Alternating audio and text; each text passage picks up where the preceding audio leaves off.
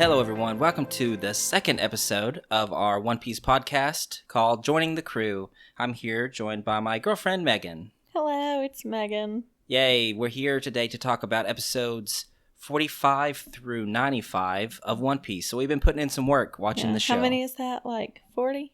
Yep, pretty much 40 episodes in like a week and a half or something, because we hadn't watched it the past couple days because I knew we were getting close to recording this. So I was like, well, let's just kind of chill since we just started the Alabasta arc. I didn't want to kind of push into it too far, so we can talk about the whole thing next time. But we have a couple of smaller arcs to go through before, because the next episode should be, we probably will watch 40 or so episodes again, probably once we really get into Alabasta. So I wanted to have that as kind of one whole thing. I get really into it, so I like to, watch the whole spiel at once. Yeah. You get a good binge. So if this is your first time with this podcast, thank you so much for checking it out. We watch One Piece. I've seen the whole show, and I'm forcing my girlfriend to watch it with me. I'm holding her at gunpoint. No, I'm just kidding. Send help. That's where we come from. So she has not seen any of this. She likes some anime shows we've watched before, but she's not grown up watching it or anything like that. So she has a completely different perspective from it than me, and that makes it fun. We're watching it on Netflix right now, so it's the dubbed Funimation version. We'll always watch dub, and we most likely always watch the dub, because that's how Megan rolls, and I'm fine with that. I read all day. I don't want to read more. Yeah.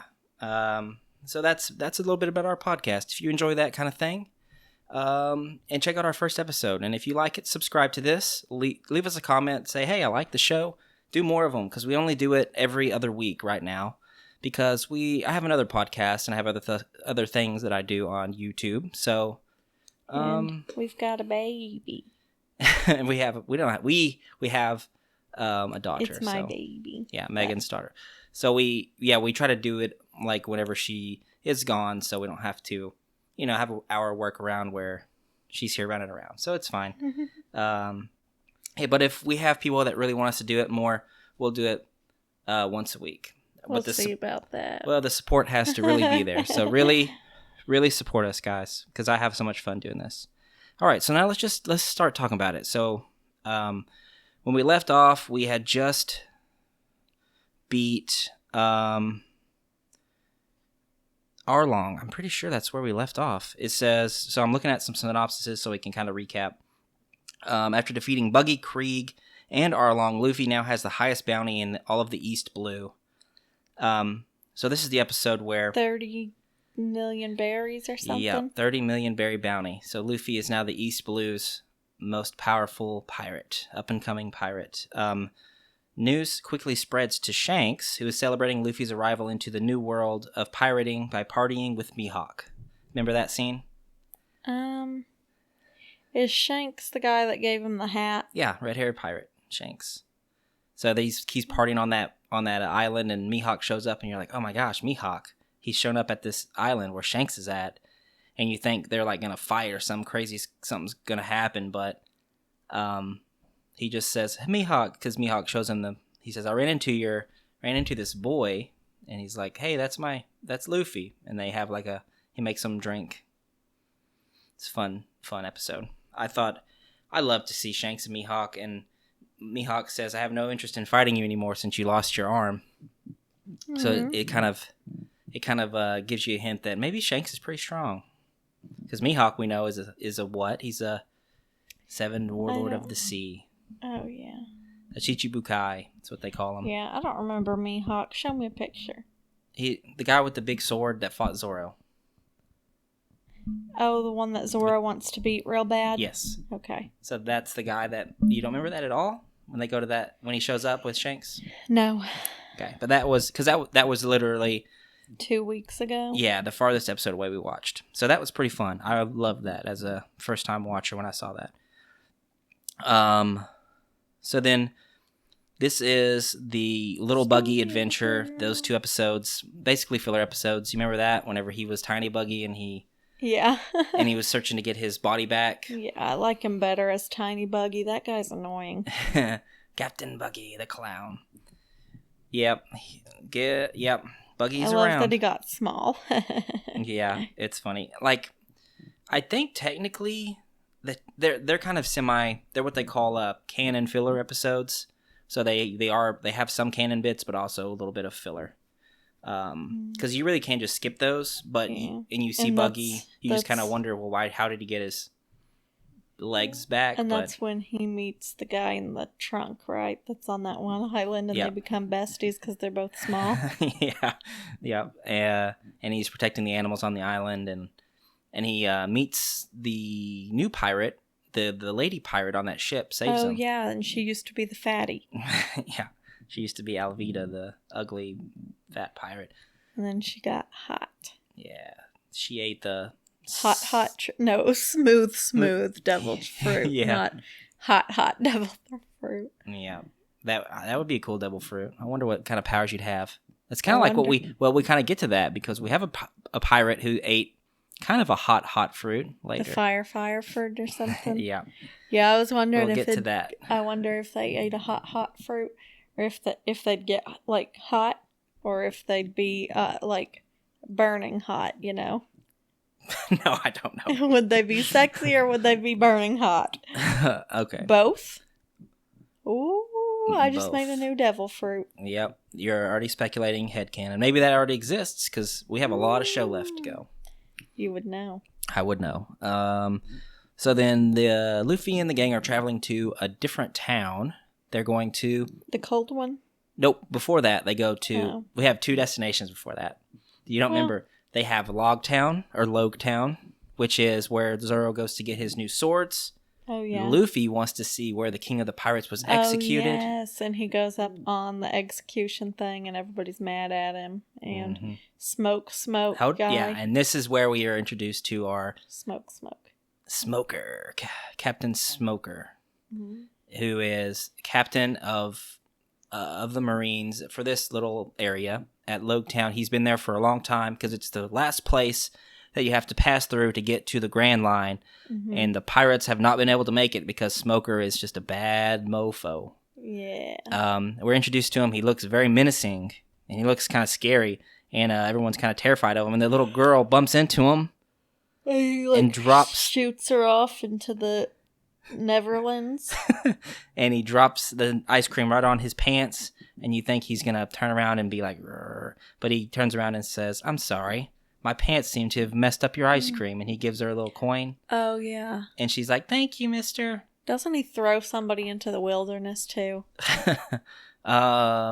It's probably a pirate, one of the pirates, but that's a very good thing because that you see Smoker do. Because what do you think about Smoker? I think he's an asshole. Why do you think he's an asshole? Because he's always trying to get Luffy. Yeah, But- Yes, he was nice to the child. yeah, and what we've seen from Marines is that they can be real, like, just terrible people. Assholes. Yeah. Yeah, maybe he just really hates pirates and that's it, but he's really a good guy. Yeah, I think I forgot about this little bits with Smoker, like where I'm at in the story. I know more about him, but that was a cool little thing that they did, like a small little thing, because what I know about him, whenever that happened, So I was like, he's gonna- not going to be mean to this little girl, and then he wasn't, and I was like, oh, that's pretty cool. I forgot about So- this. Smoker turns out to be a good guy. He is not helpful to Luffy because Luffy is a pirate, and of course Smoker has his duty as a Marine that he will capture pirates, so and execute pirates because that's just his sense of justice, because he thinks pirates are bad.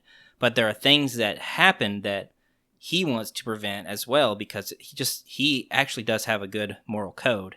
He just doesn't like pirates. Yeah, I So- just feel like There'll be some things happen coming up in Alabasta that we'll see, but it's a good introduction to the character. What do you think?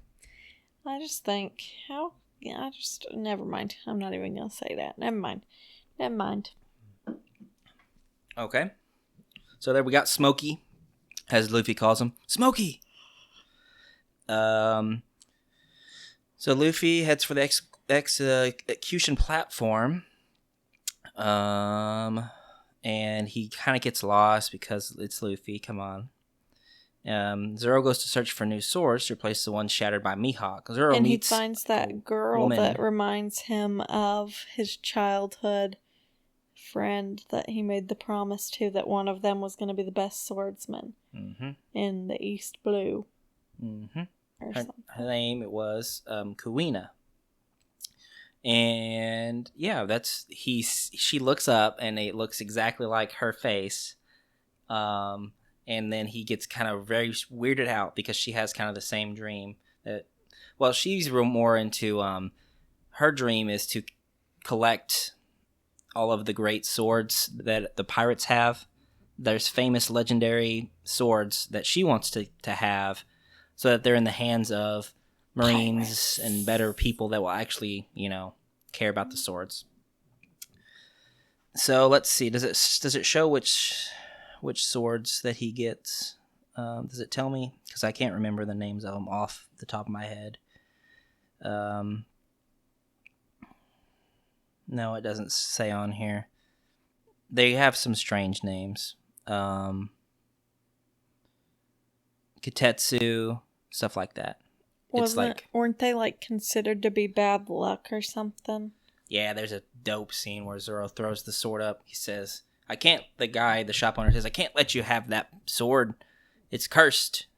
And he throws it up. Zoro says, whatever, curse. He throws it up, and it's like spins around, and if it's going to chop his arm off, but it kind of, the last second flips around and goes into the ground. And Zoro's like, guess I'm a badass motherfucker. And then he just takes the sword. Yep. And we find out that his sword that he has left, his one sword, is worth like hella money. Yeah, Auto Ichimonji. I remembered it. Auto Ichimonji. Or Auto Ichimonji. That's the one that his master gave him.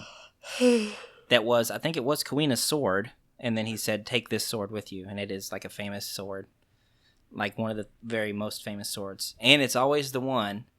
It's the one he always uses for his mouth for some reason. Even like since the beginning. The first time you ever see him, he always uses that sword for his third sword. And he uses the other two for fighting. But for some reason, it's always his third sword in his mouth is the white sword. Wado Ichimonji. So we have Sanji has the cook-off battle with that one lady that I completely forgot about. I remember the fish, the big tuna fish thing, but I don't remember the lady that he fights. I was like, oh, this is new. I forgot all about this. So we're kind of... Yeah, and she's like, I want you to be better than you. Yeah, she was mad at Sanji for being such a good cook. And we flash back, and she was a little girl seeing Sanji cook, and then she wanted to be like Sanji. I was like, what? That's strange. Whatever. But Sanji wins, of course, because he's the best cook. He's just a cook. I skipped over Usopp. Remember what happens with Usopp at Loketown? No. Usopp, he runs into that little girl that buys the goggles out from underneath him that he wants to have. And then that guy shows up, and he's Daddy the Father. The bounty hunter, who was a ex-Marine.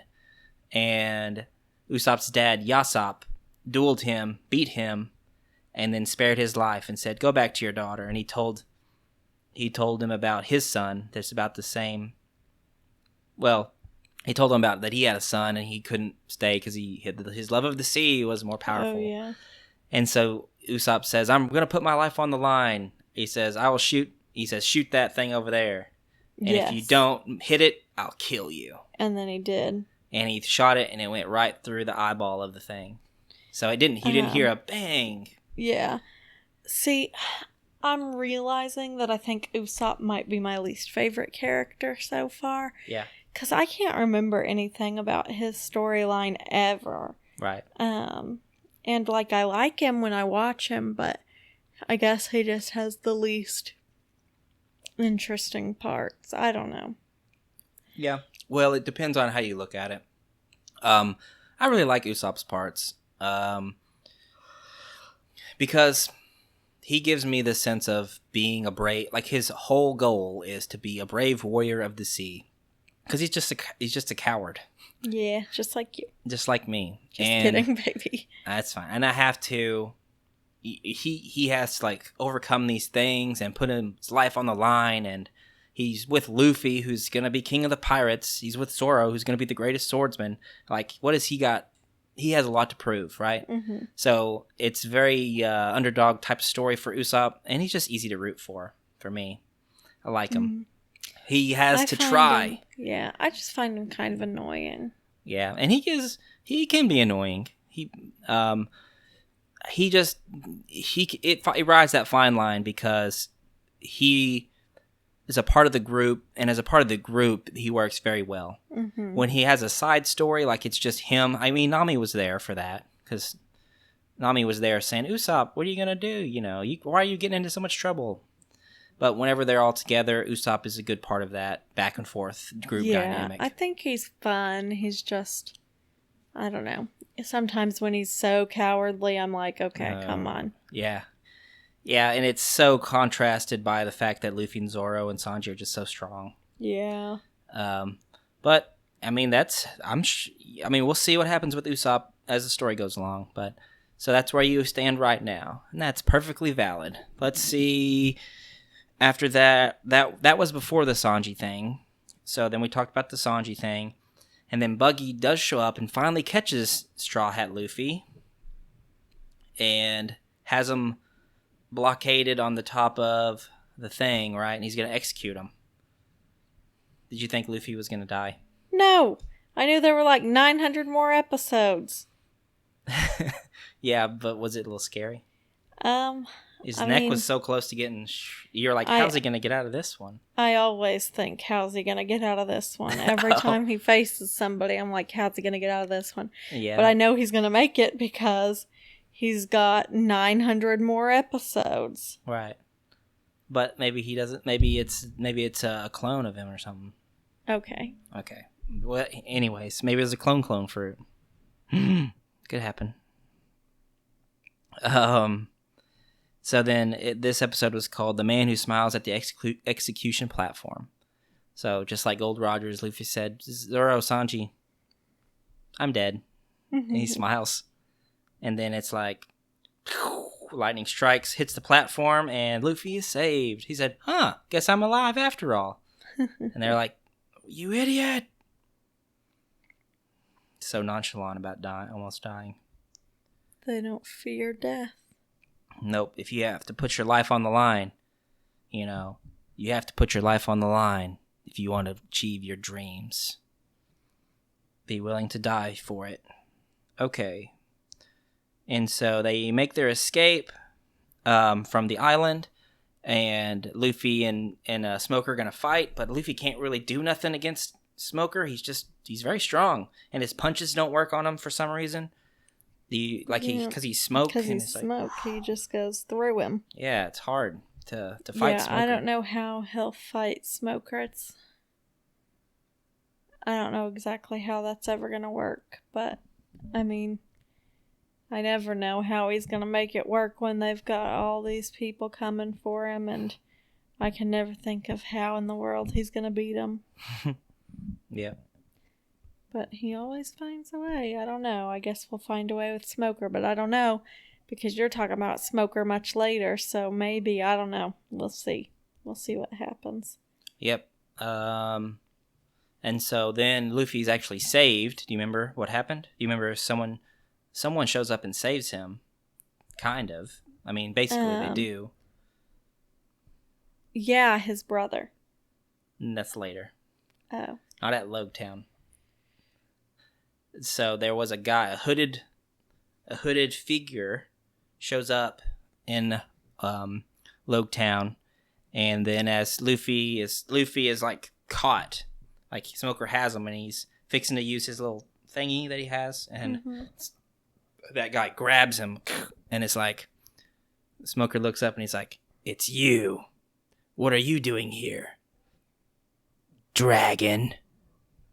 Bum, bum, bum. Dragon.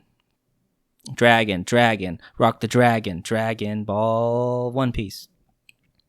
So you remember Dragon now? He has that weird fat tattoo on his face, like half of his face. Yep. No, you don't, do you? Nope. Okay, so Dragon shows up and saves Luffy, and he's kind of like, why would you say, that's his Smoker's voice. Why would you save him? And he's like, I don't remember exactly what he says, but he's like, that boy's journey's not over yet, just yet, or something like that. And it's like, all right, so who's this Dragon character? But he's obviously pretty strong because he doesn't even fight Smoker.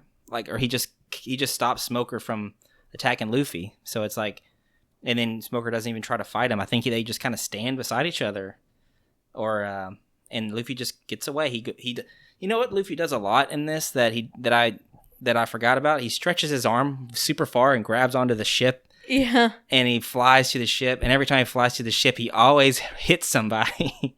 He always runs into somebody. It's so funny. I'm like, couldn't there just be one time where he flies to the ship and just lands on the ship? No, he always has to crash into somebody. It's funnier. Yeah, it's funnier to do that every single time. There's a lot of that he just stretches his arm so far. It's like, my goodness, that's a long ways to stretch your arm, Luffy. But it's funny. One of them, he brings someone to the... Oh, it was I don't remember. It's Zoro or somebody. He grabs them and from it was from Zoro. It was Zoro. Well, that's later. But he flies them back to the ship. Mm-hmm.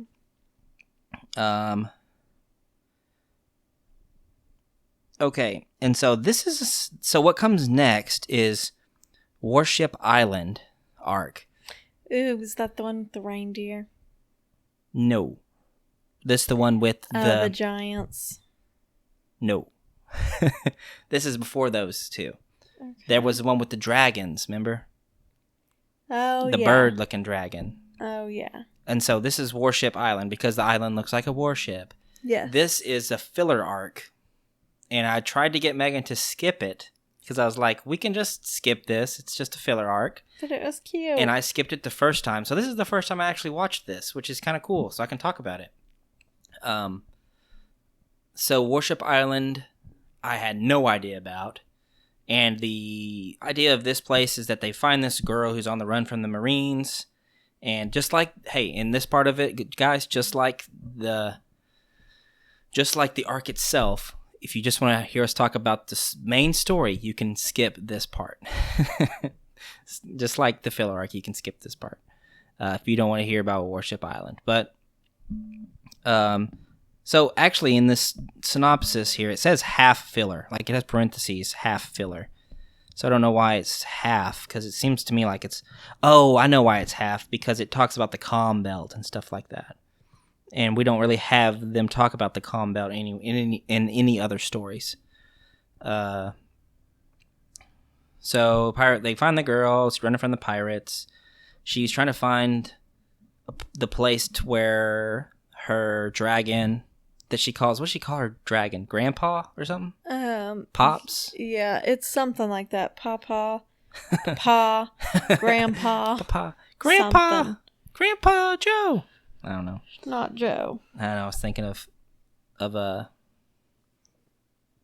Wonka.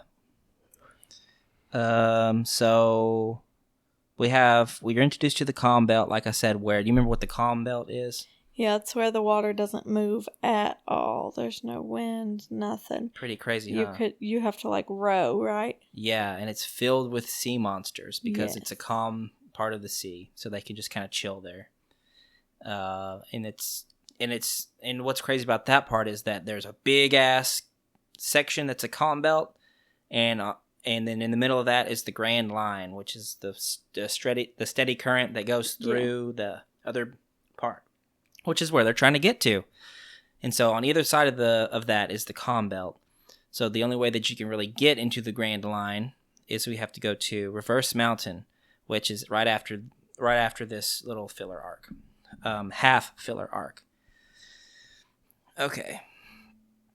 And so there's 2 episodes there that are half filler, it says. And then we go to Eric's Raid, Great Escape from the Gungan Island, which is all, these are all filler now, I'm thinking. So they go to this place where they have pictures on the ceiling, and there's dragons, and Zoro fights the guy with the slash powers. And that's the part I was thinking of where Luffy reaches out so far and grabs his back of his shirt and then janks him back because he's like, Zoro's in trouble. Which I didn't think that this guy was that strong. I think Zoro could have beat him. Yeah, but they had to make it fun. Yeah, because Luffy fights him later, and Luffy just runs straight at him, and that guy shoots his slash powers, and Luffy's just like, this is pushy shit, and he just like brushes it off because it hits him straight on. He just takes it, runs through it, and just punches the dude in the face. Or well, he uses the bazooka, I think, and launches him. Team Rocket blasting off again style. Which happens a lot. Really? in these episodes, it's happened a lot. Yeah. And then he comes back. All right, so I'm gonna kind of skip this stuff unless you have anything you want to say about it. No, I just thought it was cute. I thought it was fun. I liked that the dragon got to be reborn, and yeah, that's a pretty touching moment. She thought that like Grandpa was dead, but Grandpa just came back to life. It was fun. I mean, I don't have a whole lot to say about it, but it was cute. I liked it. Yeah, reincarnation. Well, not. Yeah, I guess possibly he was reincarnated, but every 1,000 years. That's crazy, huh? That Luffy and the crew was there for that exact moment for that 1,000 year loop. Kind of ironic, right? It's not ironic. It's coincidental. Mm-hmm. Yeah. So big coincidence. 1,000 years. So now none of them will be alive the next time that this dragon event happens. So cool. And you know what that stuff feels like? It feels like an adventure. They're trying to solve puzzles. They're traveling to these certain places. It's very adventure, very fantasy-esque, which was cool. So I'm not sad that we watched it. I think it was fun. It was fun and interesting. So there's that part. At the end of it, wait, where is this part? Let me look to make sure that I don't.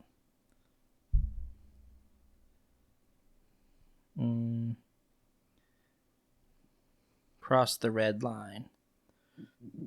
Excuse me. All right, so before that, we have a.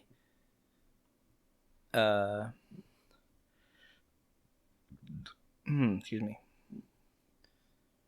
What is this? The Going Merry is stolen, and Nami is kidnapped by the Trump siblings.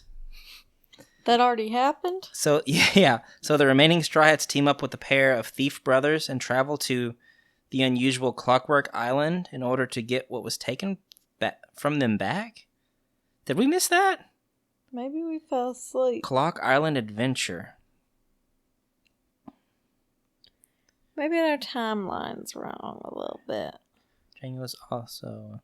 So there's another thing called Django's Dance Carnival. These are strange. Maybe these are featurettes. I don't know. But they're listed in here as the things that are next in line after that. But I don't remember that. It's funny. Either. Trump siblings. Oh gosh. But episode 61 of it, angry finale crossed the red line. So after leaving Warship Island and the Going Merry is now towards the Grand Line, and the crew now returns to the Great Adventure. So what was so crazy about when they get to Reverse Mountain, Nami straight up murders a guy. Do you remember this? No. That guy comes back. The Slash Fruit guy comes back because he's been the main villain of that last arc. Yeah. And he's standing on the ship, and there he's like, "Don't nobody move." And then they're like, he's gonna if he wants to, he can just slice up the ship right here, and we'd be wrecked or stranded or whatever. And then Nami's like, hey, what's that behind you or something? And he turns around and she kicks his leg and he falls off into the water. And he can't swim. Yes, I remember. And they're just like, hey, that was good. Yeah. Good job, Nami, or whatever. Yeah. And then I'm like, she just murdered that dude. For real. Straight up. Yep, because he can't swim. And she felt nothing bad. She felt nothing about it. She just went on. They went on with the rest of their day. I was like, geez, stone cold. But they are pirates. So whatever. And they be killing lots of people. Yeah, and for real. I mean, a lot of those Marines don't live from the punches and shit that happens to them. Okay, so Reverse Mountain. So they go up Reverse Mountain, which is another cool moment where they're flying up and they go down into there. Mm-hmm. Luffy has to like stop them from running into the side of the cliff because it's a very small place they have to fit into and they have to ride it straight through. Yeah, don't they all have to go to like one side of the ship or something? Yeah, I think so. They all go to like a certain point because they like fly through the air, so they have to like hold on to something, and they make it. And then and I forgot about this, because this happens before we do anything, before we go to any other islands. The first obstacle, the great whale Laboon. Remember Laboon? That poor baby. Yeah, talk to us about Laboon real quick, Megan. I don't remember much about Laboon, but I remember that it was sad about something, and that one guy was like living inside of it, I think. And it kept whacking its head against the wall, and it had like big X's and stuff on its head because it kept bleeding out. Mm-hmm. It was cute, but I don't remember why it's upset or anything like that. Laboon is a giant whale. I think they said from the South Blue. Oh, yeah. Its team said that they would come back for it. Yep. But they never did. Yep, 50 years. And so he's heartbroken. And he crashes into the Red Line, which is the giant mountain, trying to break through to get to the New World. I mean, the Grand Line or wherever, so that he can go and look for them, I guess. So, yeah, he lost his crew, and Luffy fights him a little bit, and then Luffy says, don't worry, I'll be your new crew, and I'll come back once I've conquered the Grand Line. Aww. And he paints on him his Yeah. Jolly Roger, which looks janky because Luffy can't. He's not an artist. Come on. Same though. And they talk to the doctor guy who's been there as long as Laboon has, so he's had a lot of time to carve out the inside of the whale and, you know, put all this stuff inside of it, and because it's the only way that he can help work on Laboon, because he's a doctor. Mm-hmm. So he takes care of Laboon because Laboon has lots of injuries from the thing, and he's living his life, just kind of retired right there at that spot. And he was a pirate before, and he was a pirate on Gold Roger's crew. Yeah. Which is pretty sweet because he says something at the very end when they leave. That one has some promise, A. Roger or something like that. It's like, oh, Roger, we know that name. So, and then let's go past that. So, Laboon. We'll kind of keep Laboon in the back of our minds as we go along. Because Laboon he's a good big boy. And we like him. And I just can't wait. We're gonna watch some more One Piece, and man, stuff's gonna be so cool. It's gonna be so cool. Just trust me. Megan's looking at me like, oh, I don't know what you're talking about, and I'm like, I know you don't know what I'm talking about. I wasn't even looking at you. Shh, no one can hear. No one can see it. They can only hear it. All right. No, I was looking at you, but then I switched back to looking at this. So then we got Whiskey Peak. Whiskey Peak was the Baroque Works arc. With Laboon, we meet Mr. 11 and Miss All Sunday or something like that. Whatever Vivi's name is when she's undercover, you know. Yeah. And so we go to Whiskey Peak, which is a pirate Haven, all the people there seem to love pirates, right? Mm-hmm. So they have a big party and they drink and they eat, and Zoro slept through a lot of the Grand Line entry or whatever like that, and they were trying to, because the weather was going crazy, and Zoro just slept through it, and everyone else was so tired, and they ate and they slept, and while Zoro was sleeping, he got rest, so he's actually awake at Whiskey Peak, and all the people at that place are pirates. They're actually Baroque Works, and they're going to try to steal all their stuff and kind of, I think, capture the bounty on Luffy's head. And Zoro's awake and says, I don't think you should do that. And one of the coolest moments of Zoro, when he just takes on all of Baroque Works. He beats all of Baroque Works, and he just jumps around. Beat Scarface for some reason. Scarface? You mean Slash Guy? Yeah. Yeah, for some reason, because it's filler. So Zoro fights Baroque Works, and then Luffy wakes up, and he's mad that Zoro beat up all the nice people. They gave him food. Yep. He's mad at him. So what do you think about Luffy and Zoro fighting about that? And Zoro didn't even try to, he did try to explain to Luffy, these guys are, and Luffy's just like, he's hard-headed, I don't care. Yeah, he's stupid. All he cares about is food. And this is where we find out the true strongest character in One Piece. Nami. She's can beat up Luffy and Zoro at the same time. Just double punch. You idiot! Stop fighting! And just destroys them both. Destroy us all. But yeah, let's go ahead and talk to us about Luffy and Zoro. I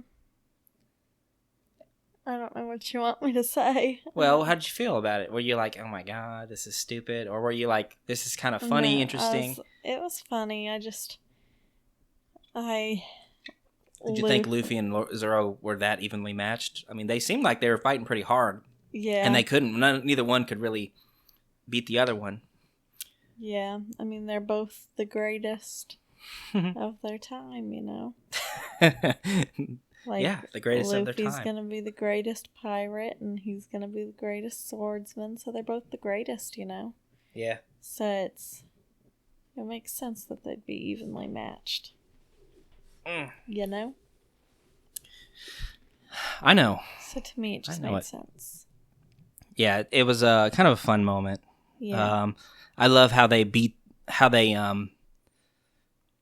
fight the booger explosion guy and the Kilo girl, and they're just like, get out of our way! You're messing up our fight, and they just beat them like this, like it's nothing, just because they want to fight each other more than they want to fight them.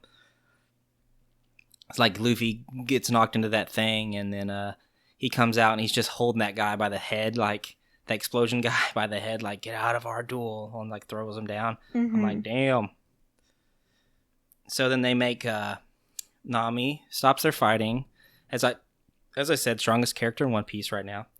Beats both Zoro and Luffy at once with double punch, and they're out. And then she explains to them what's happening, really. Yeah. And Vivi is actually the princess of Alabasta, and she's a secret agent trying to get information about Baroque Works.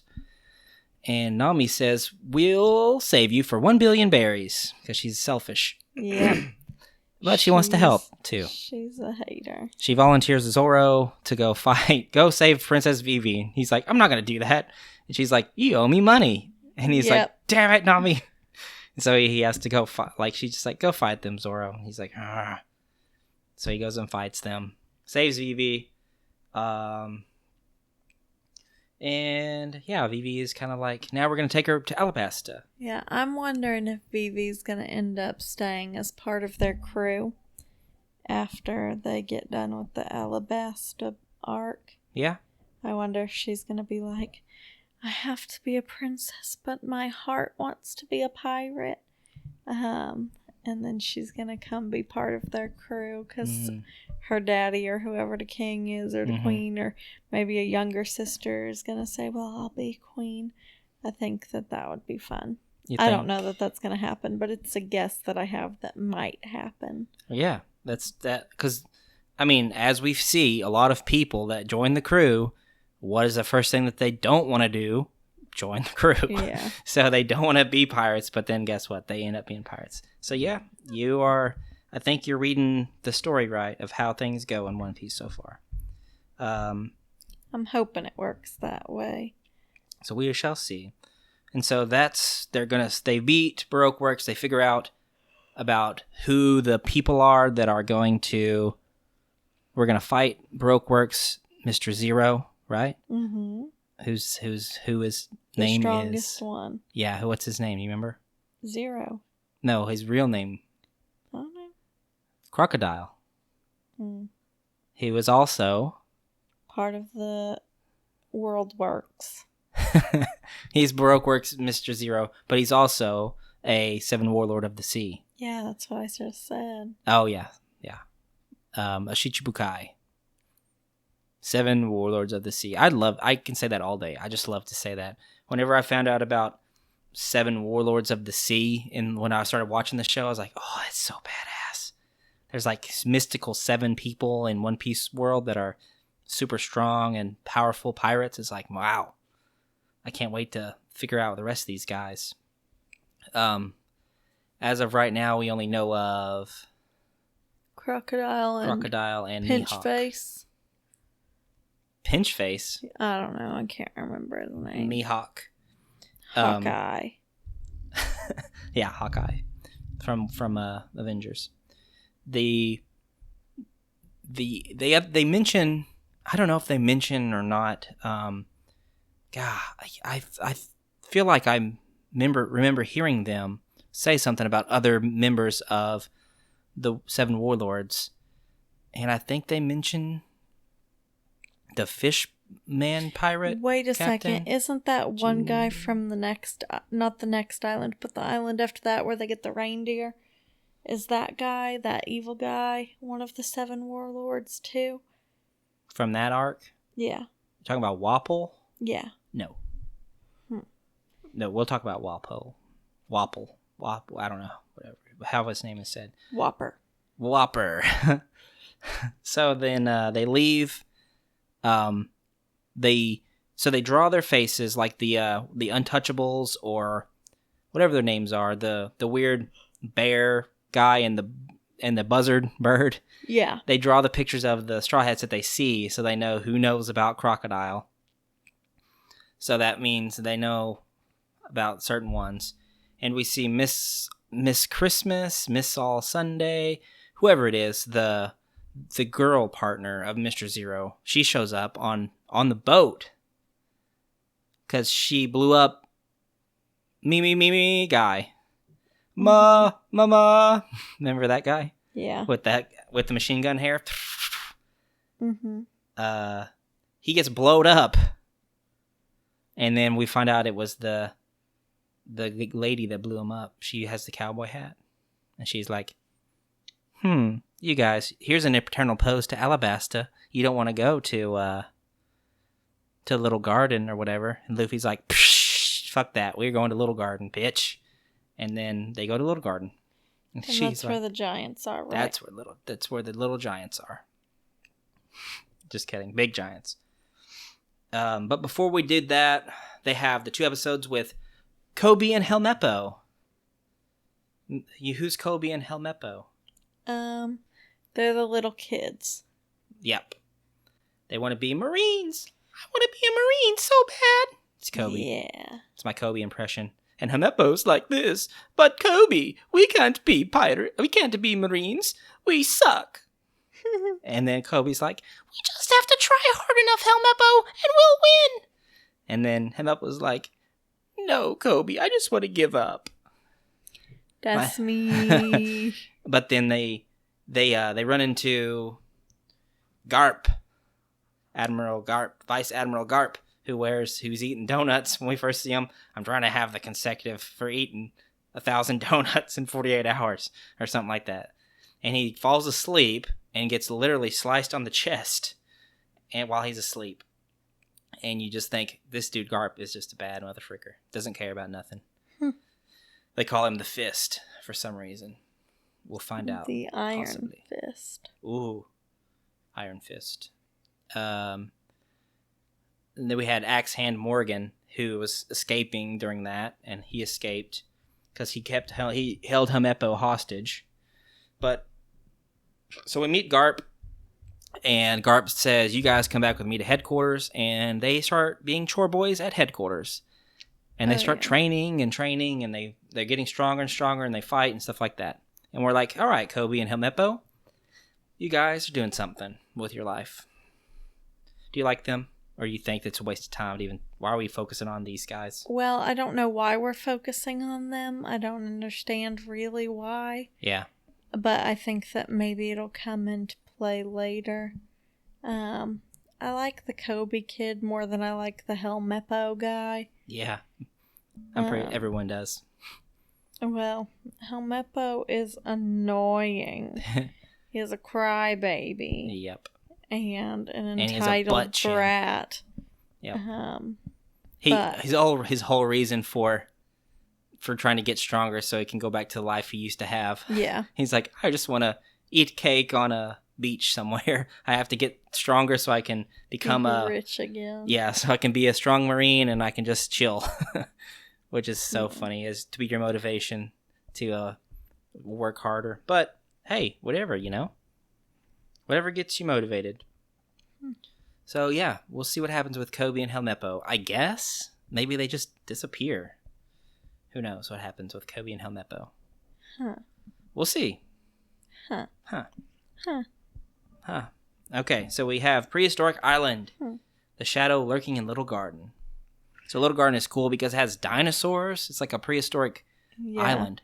So we learn a lot of the two giants. Yeah, it's so funny that we have a lot of that's what's so great about One Piece, is that they can have so many different settings and stuff happen because the Grand Line is so mysterious and mystical. The climates from island to island change so significantly. We go from this hot jungle prehistoric land to a snow island that's the very next one. Pretty crazy, huh? So you can really literally do or go anywhere in One Piece. Like from island to island can just change completely. So some things like, Naruto or other anime shows, they really can't go to something drastically different the next the next arc, in episodes. But in One Piece, you can literally you'll never know what's going to happen in the next arc. Like, where are they going to go? It's so wide open. Like, some things you can kind of guess in other shows, but in here you just really don't know. Did you expect to see dinosaurs and giants in this? And then snow on the very next island? Yeah. No, not really. It's pretty crazy, huh? So Dory and Broggy, giants. You like Dory and Broggy? Yeah, they were sweet. I was really, really, really sad when the one thought they killed the other one. That was sad. Yep. Did you like their laughs? Yeah. Do one of their laughs. And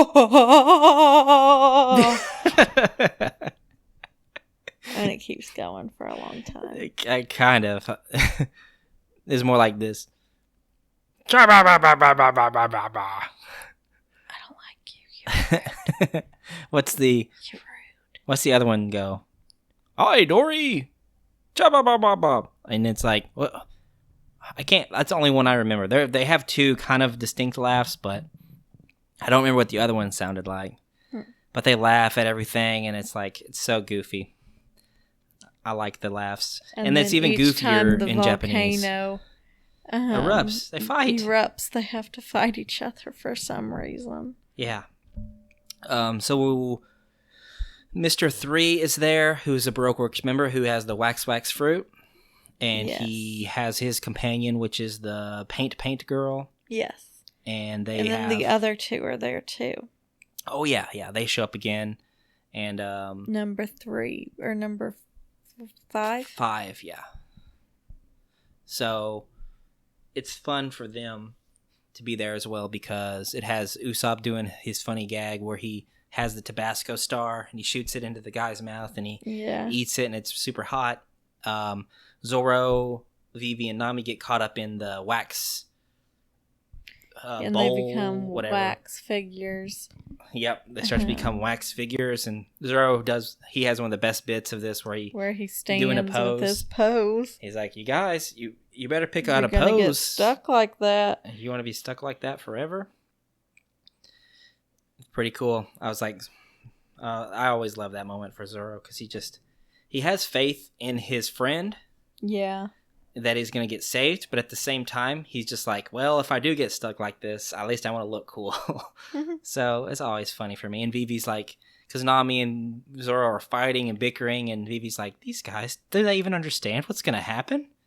Straw Hats, they're the definition of built different. They're just built different. Mm-hmm. They are special people in the One Piece world. They don't give a fuck. But that's why we love them. And so, Mr. 3 also sabotages their duel, and they kind of, I think one of them, I don't remember if it's Dory or Bragi, but one of them cuts the other one, and they are gonna die. And then he realizes that he had a barrel explode in his mouth, and it was an unfair fight. Yes. And so he's very upset. Zoro is gonna slice off his legs so that he can be free and fight. And then it said he made it about halfway through his leg, and I'm like, "Oh my god, dude, you cut halfway through your legs before he stopped?" And I'm like, "That's ridiculous." So his legs are bleeding bad, and so Luffy gets trapped by the paint on the ground. It's like he has the red fruit where he can only attack that one spot. There's the sad, the depressed thing where he can't really. It's like I don't feel like it. He has the laughter yellow. All this goofy, funny stuff happens to him. And finally, he's able to smash the... Oh, no. Usopp is the hero of the day here. He has Karu, or somebody wraps the rope that's dipped in kerosene all around the thing. And then some kind of fire happens. Melts all the wax. And it melts all the wax, and everyone's saved. And Nami's shirt gets melted off. Yeah, for funsies. For that good old-fashioned fan service. And she gets bit by a little... Yeah, and something. That's when she gets really sick. She gets sick. But let's finish up this one. The wax man makes a giant wax battle armor, and Luffy's like, oh, so cool. Because Luffy always likes, whenever there's some kind of macho thing happens, he's like, that's so cool. Mm-hmm. But he beats him. Like his armor gets melted off, and then he makes clones of himself out of wax in the woods. And then Luffy punches he sees all these guys out there, and he's like punches and hits him the first shot. And he's like, how did you know that was me? And Luffy's just like, instinct. And it's, you know why that's so cool? Because Mr. 3 realizes that Luffy's really strong, and Mr. 3 is kind of a coward, and he's more of a tactician. He wants to than a fighter by nature. Like he says, why try real hard when you can, do this and this? And he had this whole plan going, and he put his real self the farthest away from Luffy. So he had all them fake guys. And he decided, I'm going to be the farthest one away because he's going to try to attack all these guys first because they're just closer. But nope, Luffy said, just bam, one shot, dude. You're dead. And I was like, heck yeah. So he wasn't dead, though. He got knocked out, and then they were able to take the Eternal Pose from one of the Untouchables. Because Sanji's in there talking on the phone to Mr. Zero. Mm-hmm. He says, welcome to the Crab Cafe. Yeah, I remember. On the phone or whatever. And then he comes and he's trying to kill Mr. 3 because of it. Yeah. And Mr. 3 does escape somehow.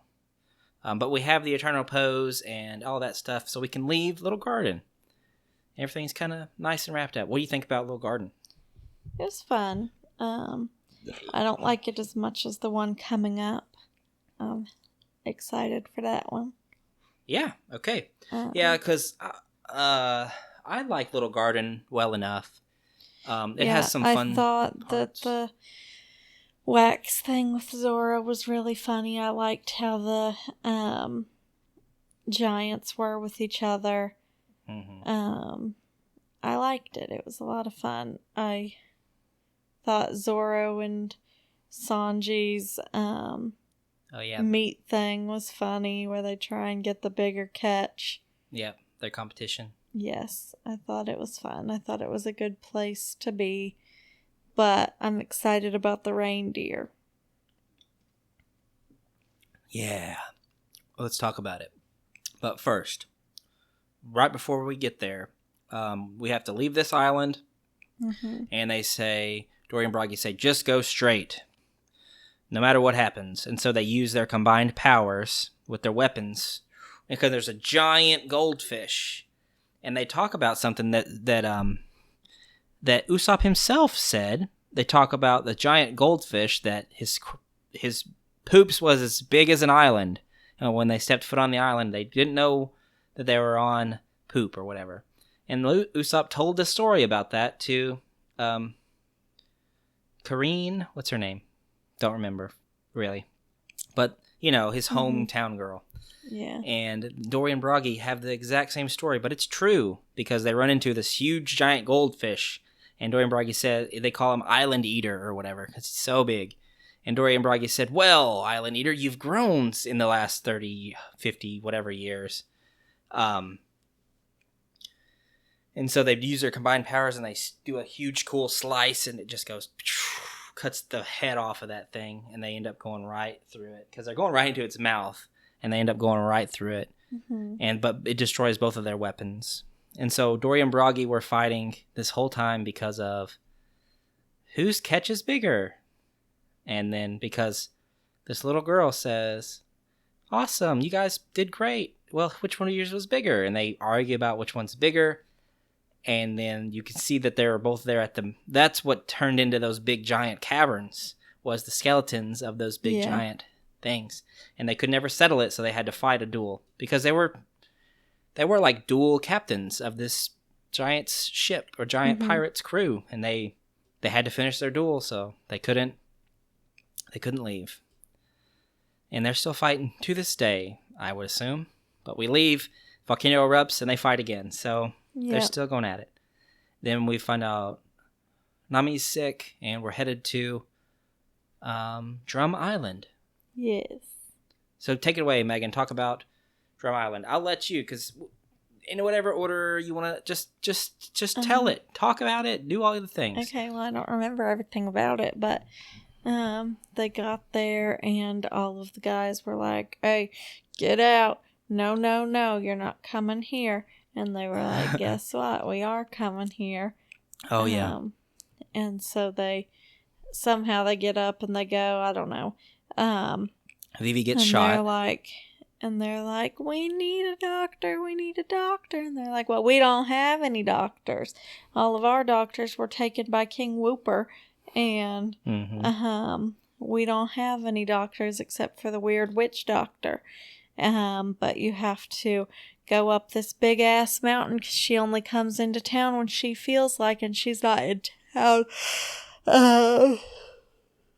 But as it turns out, she's in the town next door, and she's coming to that town, so Luffy's fighting all these giant bunnies with not Zoro, the other one, Sanji, and they're fighting these bunnies, and Sanji gets hurt too somehow.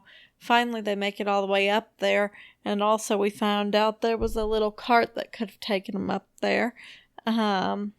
But the witch doctor's not supposed to be there, but she gets up there right as they get there, and she's like, oh my god, sister, you gonna die, because you got this thing wrong with you. Can't remember what it was, but cystic fibrosis, I think. No. I'm just joking. I called the witch doctor. I go do. Anyway, my childhood best friend has cystic fibrosis. It's a serious thing. Yeah, that's where I got it from. I think I knew it from something. From my childhood best friend. Anyway, And she's like, you're going to have to do this, and you're going to have to rest here for this many days. And she was like, no, we can't rest here for this many days. We got to get her to Alabast. And she's like, well, you gonna die or you gonna do it, so lay down. And she lays down, and then we meet the little reindeer, and the little reindeer everybody was mad at him. It's a play on Rudolph, red-nosed reindeer, because everybody's mad because he's got a blue nose for some reason, and it's a whole big deal. He's a freak because he has a blue nose. Yeah. Play on Rudolph, but whatever. And then he's friends with the other witch doctor, who does not know anything. And then the reindeer accidentally poisons his witch doctor friend because he thinks that the pirate sign, the skull and crossbones, is like hope or something, because that's what they were saying, but he was going to die anyway, so he just ate the soup that he made with the mushroom that was going to kill him. And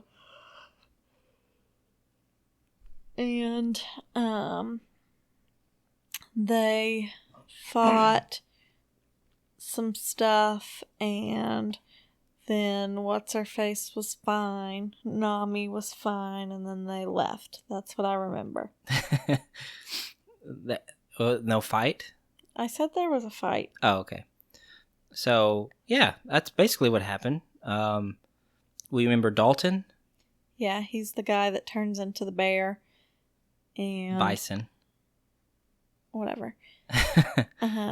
He has a special type of devil fruit that Chopper also has. Do you remember what that is? That's what this whole arc is about, basically, is introducing us to there's types of devil fruit, I guess. Who knew, right? Yeah. It's a Zoan type devil fruit, which has like 3 points. You can turn into, Chopper ate the human fruit, human fruit, because he was a reindeer. Yeah. So now he's actually a hybrid reindeer human. Yes. So he turns into his human form, where he's the big kind of buffer looking thing. Mm-hmm. Then he has his point where he turns into just a reindeer. Like where he was walking around town, looks more like a reindeer, but then he has the tiny Chopper. Yeah, the one that he's normally. Yeah, but he invented something with medicine himself, a rumble ball, which he can eat, and that gives him more transformations. Yeah, 3 minutes of more transformation, which is pretty cool, huh? Yeah, he's a smart boy, and then he becomes their doctor on their boat. And Chopper is a doctor, trained doctor. So, as these stories of the crewmates, I think Chopper's is kind of my least favorite. Really, I like it a lot. Yeah, I think that Zoro, Sanji, Nami, Usopp, all of their kind of backstories, I think are a little more interesting and more entertaining to me. This one is fun. It's real silly to me. Yeah. Chopper's whole backstory is touching, but to me it is a little bit more tropey, like with the I'm bullied, I'm a freak, well, who cares if you're a bully or a freak, that's, to me, in One Piece land, to call someone a freak is like, okay, well, compared to everyone else in this world who definitely is a freak, it's like just because he has a blue nose, whatever. I mean, Nami's backstory is probably my favorite out of everybody. I wasn't saying that Chopper's is like the best, but out of those islands, I liked getting Chopper. Yeah, I like the snow place is great, like the cold and all that. Yeah. Dalton I liked better this time than I did before. I kind of forgot how good of a character Dalton is. And that whole, and even Dr. Heerlook, I kind of forgot about, who is the doctor that Chopper, it kind of is his mentor, and he's a crazy kook or whatever, and he thinks he's helping.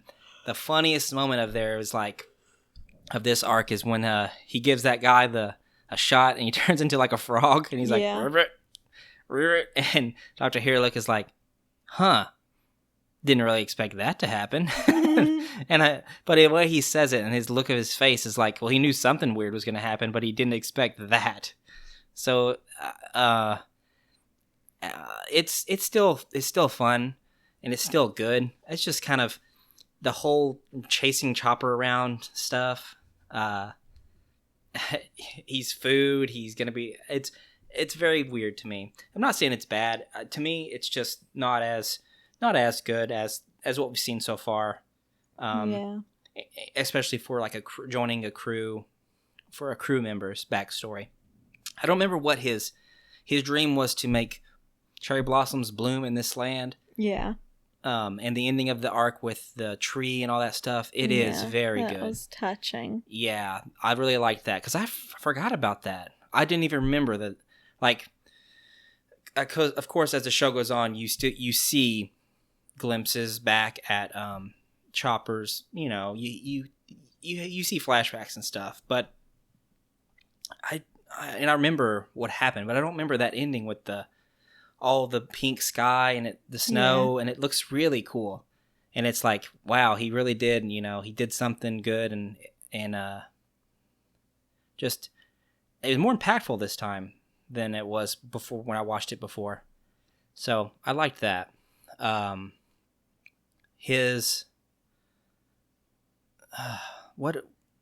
something else I wanted to say about Chopper.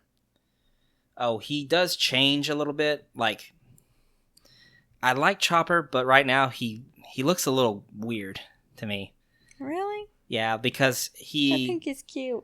Yeah, he starts off like, I don't even know what the right word is. I think just gross. He just looks gross. Like, his fur looks weird and stuff. He gets a little, as the show goes on, he changes a little bit. He gets cuter, and I like him when he's more cute. And his voice in Japanese, like his subtitled voice, is so adorable when he talks and stuff, and it's just good.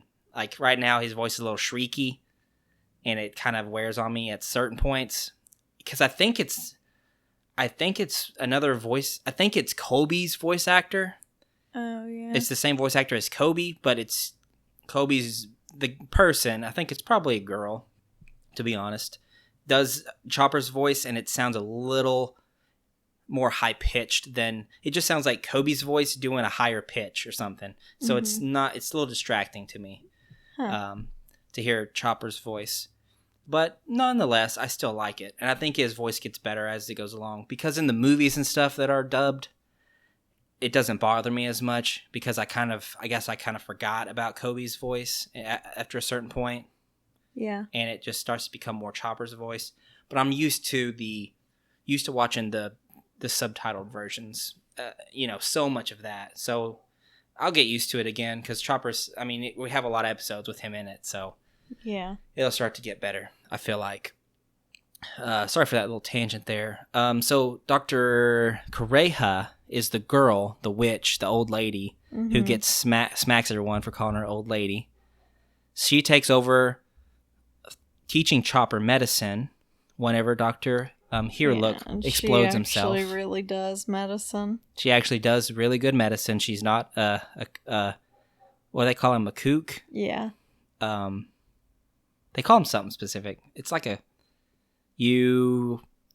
kook. I don't know I can't remember the exact wording, but yeah, he's basically a fraud. He goes up there to save the doctors because he thinks the doctors are sick, but he really can't do anything anyways, because he would just make it worse, most likely.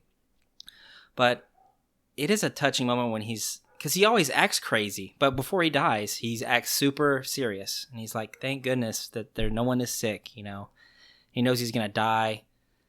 And he's like, Dalton, why are you crying? It'll be okay. And Dalton is the real leader. Yeah. And he explodes, and then and Wapol is another part of it. I just don't like Wapol that much. Yeah. I think he sucks. He's annoying. His voice is funny. He has a crazy devil fruit power, which he just eats stuff and he can change his body into that. Like, if he eats a cannon, he can make his arm a cannon. Yeah, that's weird. He ate his henchmen and then he spat them out and they were formed together as one person. It's like, what is the deal with this thing? Yeah. And he ate himself at one point, made himself skinnier. Remember that? Yeah. He couldn't fit down that hole. Crazy powers. That so far he has the strangest devil fruit that we've seen. We see some crazier stuff. Debatable crazier stuff later, but as of right now, the Munch Munch fruit is the craziest thing we saw. And so I don't like Wapol that much. That's another part of this arc. If he had a better villain, then it may be a little bit better. But he's the most, well, not the most evil, but he is one of the most evil. He wants all the doctors for himself. What the hell? He's a terrible king, you know. He leaves whenever Blackbeard shows up and that's why Wapol had to leave. He just left, and then the pirates, Blackbeard, wrecked their town or whatever. That's why they were very upset to have pirates there, because they were just attacked by Blackbeard. Yeah, that's important because Ace was supposed to have. Ace left a message for them at Drum Kingdom, saying, "Hey, if you see this guy with the straw hat or whatever, tell him I'll meet him in Alabasta," right? And they left without him getting that message because Ace is looking for Blackbeard, right? Mm-hmm. Because you remember why? He's part of his crew, right? Yeah, Blackbeard was part of Ace's, because Ace is the 3rd Division commander of the Blackbeard Pirates. And Blackbeard was on his crew, and Blackbeard killed a crewmate, right? Mm. And then he disappeared. And so killing one of your own crew, especially if you're a Blackbeard pirate, is a no-no. So Ace's responsibility is to track down Blackbeard and kill him for killing one of his own crewmates. So we're right on the tails of Blackbeard, and Ace is now in Alabasta. Let me make sure there's nothing before we get to Alabasta, because we find a doctor. Nami's healed up. Mm-hmm. Chopper's a part of the crew now, and he's such a cute little guy. And he's like, "What are we gonna do? We're going on adventures." He's never been off the island before. Mm-hmm. Now he's just a pirate, so it's very strange for him. And he gets on the boat, and everyone's acting crazy, and he's like, "What's going on?" And Nami's like, "This is how it is, Chopper. This is how it's gonna be." Yep. So we know about Zoan type devil fruits. So Luffy has a type of devil fruit, but it's not a Zoan type, right? Because he doesn't change forms. So he has a type of devil fruit, and then, but Smoker has a devil fruit where he's kind of just like smoke. Mm-hmm. So that's different than Luffy's, and because Luffy just stretches, so we're kind of having some weird territory of devil fruit stuff going on that I'm thinking we'll talk about in Alabasta. I think this is where you figure out more about devil fruits. So just keep that on your brain. When the kingdom rule is over, the flag of conviction lasts forever. So Wapol is defeated. Farewell, Drum Island. The hero of Alabasta and the ballerina on deck. What episode did we get to? 95, right? Yeah. All right, so yeah, that's it. After Drum Island, we go to the hero of Alabasta, which is Crocodile. Crocodile appears to stop rampaging pirates.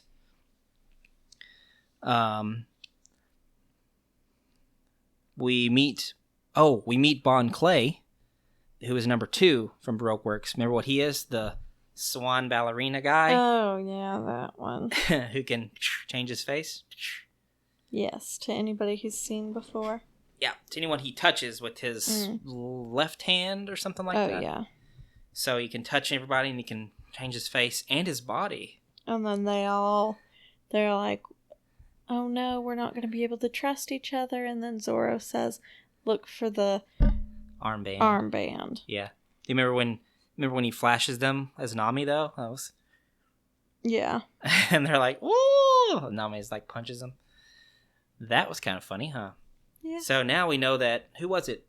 Usopp, Chopper, and Luffy saw Nami's boobs. Cool. That's funny, huh? Glad it wasn't Sanji. Sanji would have died. Mm-hmm. He would have lost so much blood out of his nose, and his heart eyes would have never went away. Megan was getting upset about the Sanji thing too. About it's like, does he do that? Yeah. Does he do that every time? He's annoying. And I'm like, yeah, get used to that, baby. So Crocodile shows up and beats up all the pirates, right? And everyone loves Crocodile because he's strong and fights the pirates. All the people were like, Crocodile, Crocodile, even though he's a bad guy. Why are they cheering for him? So Luffy separates from the rest of the crew right after leaving at Alabasta's port city of Nonahara. The crew dons disguises while Luffy learns of dance powder. Oh yeah, this one says half filler. That's crazy. So dance powder is what makes rain in Alabasta Kingdom. He talks to that one guy about it, and that guy wants to fight him and kill him, but Luffy's so strong, he just beats him up. And we find out that Smoker has followed them, and he wants to catch Luffy. So he left his post at Logtown. He says, which he's not supposed to do. Which he's not supposed to do. He said, frick this, I'm getting Straw Hat Luffy because I want to. So he has this very strong vendetta, and Tashigi wants to catch Zoro because Zoro made fun of her or something. Zoro, what do they call that? She didn't lie to him, but she just dishonored. Yeah, pretty much. He kind of dishonored her, like by not being truthful with her and all that. And then he beat her easily, and so now Ace is there, which is Luffy's brother. Luffy's brother. And what do you think about Ace? He's cool. He turns into fire. He's cool. He sacrifices himself kind of to let Luffy get on the boat. And then you think, oh no, but then he comes right back there. Yeah. Which is, I forgot about Ace's ship that he has, but so he fights Smoker off, like, because they're both, there's fire and smoke, so they're pretty much evenly matched. Yeah. And they duel a little bit, and then Ace kind of escapes as well. And Luffy and Ace beat up these other pirates they're Baroque Works pirates that want to capture the bounty, and I'll be number 3 now, that number 3 is out of the picture or whatever. They beat them up, and then Luffy stretches his arm out, goes onto the ship, just ditches Ace, and then Luffy was like, yeah, Ace was with me. Oh, he's actually over there. But Ace has his badass ship that he powers with his flame fruit that, like, he uses fire and it, like, like runs the thing and it goes fast. It's like a little sloop almost of a ship. It goes super fast. And they have a lot of pirate Baroque Works ships, and they're like, all right, we'll beat these ships up. And then Ace is like, nah, I got this. And he's like, Fire Fist! And just obliterates like 5 ships with one punch. And you're like, my God, this dude is strong. And they're like, and I think Zoro or somebody's like, yeah, well, you got to be that strong if you're the 3rd Division captain. 3rd Division, captain of the Whitebeard pirates. And it's like, yeah, I guess that means these Whitebeard pirates are nobody to mess with. And that's kind of where we left off. Yep. Right? Yep. Caught up. So Luffy has a brother. That's interesting. His older brother. He's also eaten devil fruit. Which he hadn't whenever he left. Like Luffy said, hey, you ate a devil fruit. But Luffy ate one when he was a child. So Ace didn't have one when he left, like a couple years before Luffy. And now we got this little adventure. And Ace is like, yeah, I'll travel with you until I can find the person I'm after, or whatever. And so now they're just together. That's fun. That's up to where we are. So, what do you think, Meg? It's been good? Yeah, it's been fun. Don't call me Meg. Well, shortening it. Yeah, it's been a lot of fun. I'm excited to see what happens with his brother. I wish that his brother could be on his ship. Oh, yeah, he asked him to join, I think. Yeah, he said no. He said, nah. Oh, his dream is not to be Pirate King anymore. Yeah. His dream is to help Whitebeard become Pirate King. Yeah, and so he doesn't want to be with Luffy, which makes me sad, but because Luffy still wants to be the Pirate King himself. Yeah. Ace had a change of heart. Yep. He said, Whitebeard is the strongest man. He's going to be king of the pirates. I like adding people to our crew. I think it's fun. Yeah, it's fun. So we'll see what happens with Vivi as a crewmate in Alabasta. Hopefully, I don't know how long Alabasta lasts, but hopefully we can be done with the Alabasta arc by the next podcast. So we can talk about all of Alabasta, which should be fun and cool. Yeah.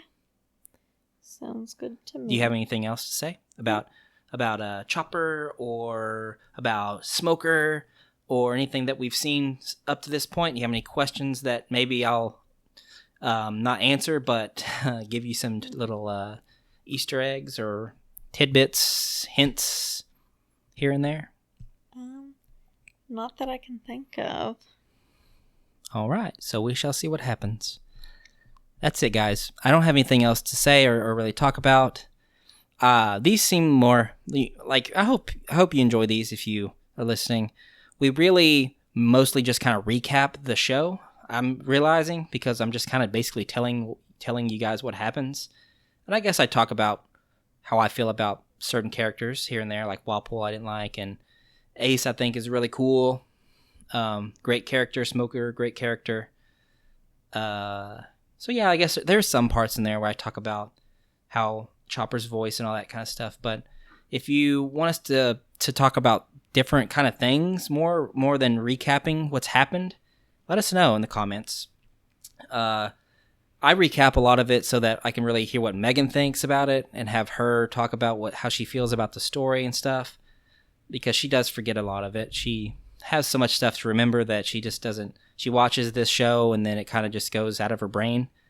But for me, I really try to retain a lot of it just because I know we're going to talk about it and I love it and it's my favorite show. So, and I'm glad that she does not remember a lot of it. That means that when we do these recaps, she can really like, oh yeah. And then she can remember what happens and then we can it just kind of feels better than her remembering everything about it. But, I don't know. I like that. Well, we're going to get out of here. This is a longer episode. I realized that we spent a lot of time early, and I was like, wow, we have to really, I have to speed up a little bit because we were on pace for like a 3-hour episode for the first 10 episodes. So thanks for watching, guys, and listening. Let us know what you want to see from this podcast. Megan, here, tell them about you. Tell them goodbye. Tell them where they can find you at Megan Weeks on Instagram. I'm just kidding. I don't want them to find me, so. I know, and she don't even have Instagram. Well, she does, I do have but she don't. Instagram, but I don't use it. Yeah, I'm just doing a classic. My guest today, Megan. Where can they find you at? Oh, don't find me. Don't find her. As for me, you can find me here at this channel. Follow me on Twitter at Jamin Riley for, my tweets and such. On Instagram, all the links are in the description. And stay tuned for the next episode in 2 weeks, and we'll talk about Alabasta. Bye, y'all. Goodbye.